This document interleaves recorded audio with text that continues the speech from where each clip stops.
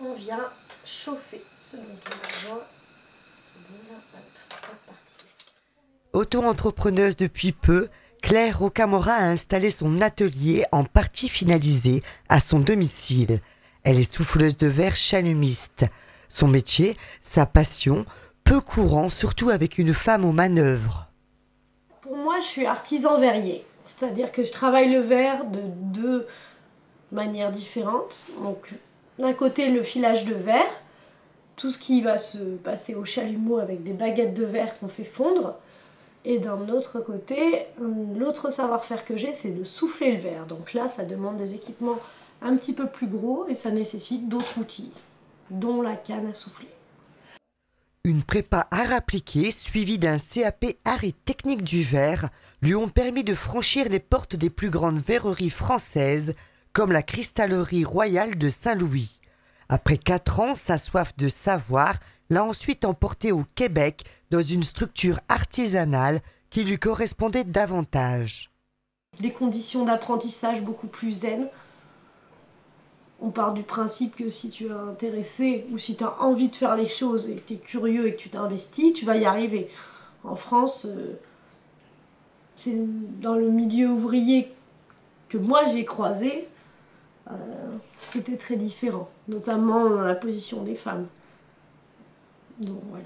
Au Québec, j'ai ressenti quand même plus de liberté par rapport à la position de la femme, quoi. Aujourd'hui, Claire se consacre essentiellement à la création de bijoux au chalumeau. Cette profession nécessitant énormément d'équipements coûteux, notamment les éléments de cuisson.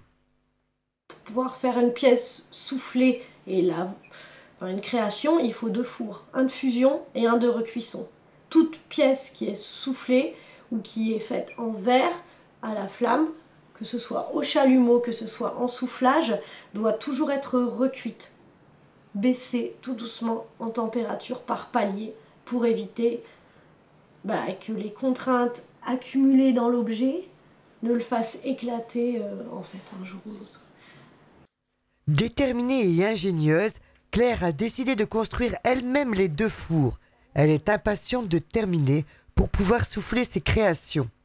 J'aimerais beaucoup, quand le four de soufflage sera prêt, faire des créations qui allient le chalumeau et le soufflage. Voir aussi la pâte de verre, c'est une technique que j'aimerais apprendre aussi dans le futur. J'aimerais faire les pièces dont je rêve, dont des grosses pièces, du gros volume. À 33 ans, Claire a posé ses valises à Gravelines sans laisser de côté ses rêves de voyage et de découverte. Son parcours est loin d'être terminé. Puis voilà, poursuivre mon apprentissage parce que on apprend toute notre vie.